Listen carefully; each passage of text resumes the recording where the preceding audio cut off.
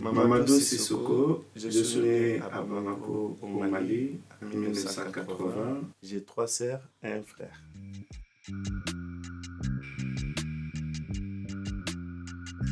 Au Mali, j'avais été jusqu'au lycée, au niveau d'arabe. Et le français, il était un choix supplémentaire que j'ai pu apprendre à côté.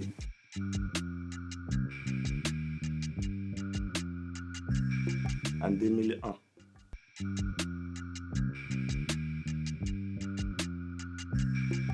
Alors, je l'ai fait moi-même. Donc, j'ai tout appris sur le tas. Je commençais par les ménages, comme tous les nouveaux venants.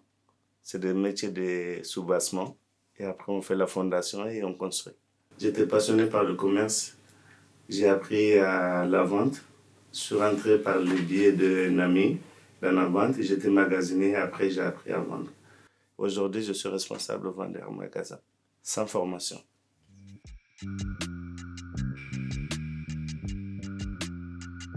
Pour pouvoir vous parler aujourd'hui, c'était ma seule demande.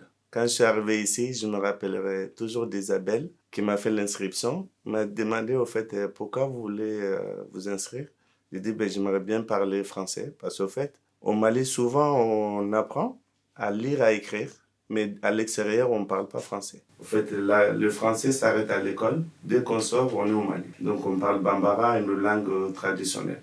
Qui fait qu'au fait, ce n'est pas que je ne comprenais pas le français, mais je ne pouvais pas l'exprimer comme aujourd'hui je vous parle. Donc, grâce à la bienvenue, la porte a été ouverte.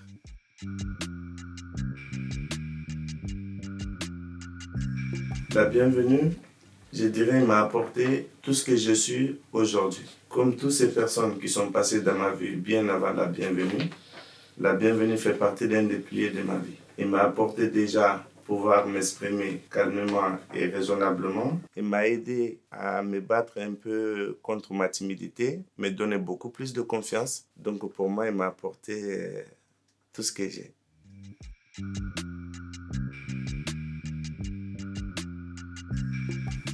Ici, au fait, quand je commençais le cours d'adulte alpha, dans un premier temps, j'étais dans un groupe d'étudiants étrangers.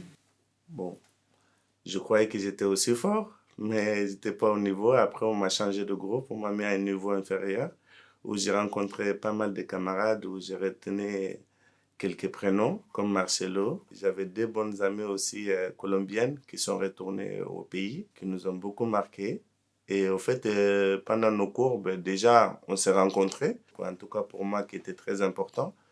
Retrouver des personnes, découvrir la culture française, échanger, partager des moments. Et ça, c'était vraiment, pour moi, le moment crucial. Et après, au niveau d'apprentissage, au fait, on avait des sujets et après, on les développait chacun de son côté en devoir. On les corrigeait ensemble, on apprenait des grammaires, et on lisait des textes pour qu'on améliore nos lectures. Et voilà, on a vraiment appris pas mal de choses.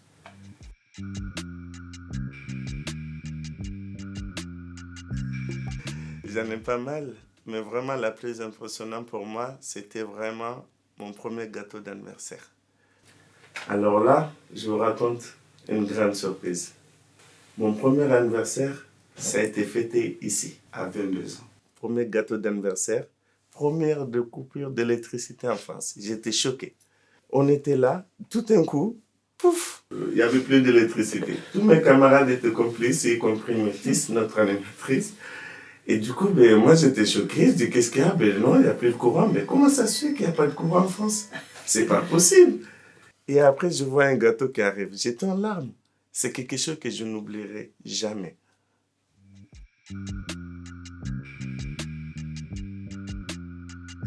Moi, ce que je dirais aux jeunes, parce que j'en ai pas mal qui passent aussi en stage au sein de notre boutique, je leur dis toujours vraiment de faire ce qu'ils leur ont envie de faire. La passion, d'aller au bout de leurs rêves.